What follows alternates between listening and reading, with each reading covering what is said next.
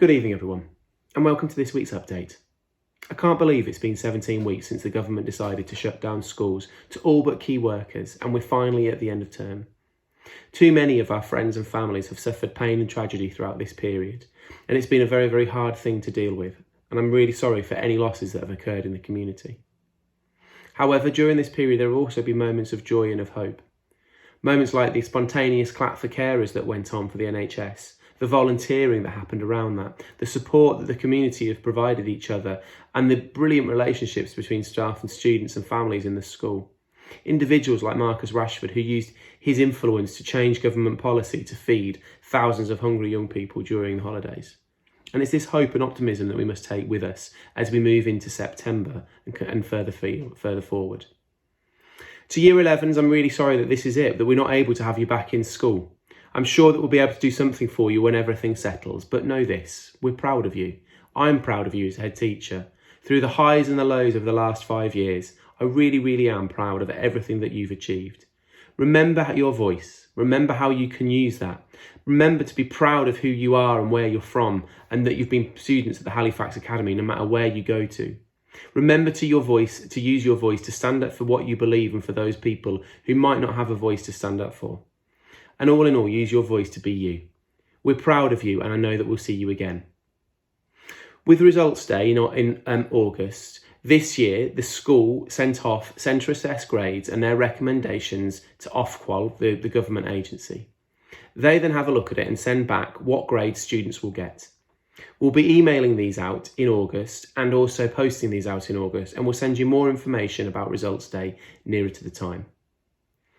As regards summer work and remote learning, throughout lockdown we've always reviewed our approach to Google Classrooms, and we've made the decision to move across to Microsoft Teams. We feel this is a much better platform for engaging with young people and also allows us to do live lessons much better should there be another lockdown. During the summer, we're going to be sending work packs home for students to complete, and we know that they've been working incredibly hard during lockdown, but this is to make sure that we continue to close the gaps of any learning that's been missed over the last 12 weeks. This is both in primary and in secondary, and if you have any worries, then please do contact the school or the relevant progress leader in secondary. For plans for September, obviously the government have said they want every single student back in September. We recognise that many of you will still have worries and concerns about coming back to school even in September, and so we're going to have a staggered start. This is to make sure that all students are familiar with the routines, that you yourselves are familiar with the routines and are comfortable with what we're putting in place. And I'll be sending more information out over the summer, over the weeks of the holidays, so please keep your eyes out for this. We'll be having a staggered start, so each year group in the first instance gets a day to themselves in school to see what the school is. This also means that we can work with any families and people who have any concerns and worries. So on the 3rd of September, which is the Thursday the 3rd of September, this will be open to Year 6 and Year 2 in primary and Year 8 in secondary. On Friday the 4th of September, it's Years 5 and 3 in primary and Year 9 in secondary. On Monday the 7th of September, it's Year 4 and 1 in primary and Year 10 in secondary. On Tuesday the 8th of September, it's Years 6, 2 and 5 in primary and Year 7 in secondary. On Wednesday the 9th of September, it's Years 4, 3 and 1 in primary and Years 11 in secondary.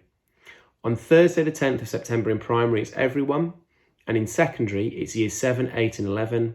On Friday the 11th of September, it's Years 9 and 10 in secondary, everyone in primary. From Monday the 14th, every single student will be in school. Now, the reason why we're doing it slow and staggered is to make sure that we're keeping the school as safe as possible and that everybody learns the routines. In both primary and secondary, we're zoning the school and creating year group bubbles. In secondary, we're going to have 5 different bubbles, 5 different zones of the school where each year group will do their lessons. Year 7 will have one bubble to themselves, one zone of the school, and they won't move from that zone. The other year groups will move across the zones in different days, and this is to make sure that they get access to all of the specialist provision and all of the different subjects we offer. In order to support students when they return to school, we're going to be giving every student an equipment pack. This is full of the key equipment that they need, and all we're asking is a £5 deposit for students in secondary, as it contains a calculator, and you get that £5 deposit back at the end of the year when we get the calculator back again. If you've got any worries about this, then please, again, do contact the school or your progress leader. So with the curriculum, obviously the government have said that we need to be able to catch up students, and we've looked at the curriculum and what subjects people and what courses people will follow. With Year 11 next year, they'll continue to take the GCSEs that they've already selected. They've completed 2 at the end of this year, and they'll carry on with those. With students going from Year 9 into Year 10, obviously they've missed a huge amount of learning time. And for those students who haven't completed any online learning and are far behind, we are looking at whether or not they will continue their options or some of their options. And the progress leaders will be in contact over the next few days and weeks to be able to discuss this with you. For many, though, the option process will continue, and they'll continue all of their GCSEs.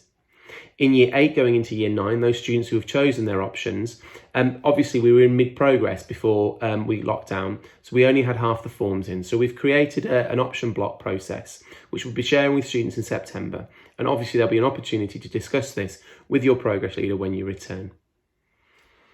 Finally, I'd like to say good luck and thank you to all of the families and the support that you've provided us over the last 17 weeks. As I say, it's been an incredibly challenging journey, and the stories of support and heroism that we've heard in the community has been absolutely incredible.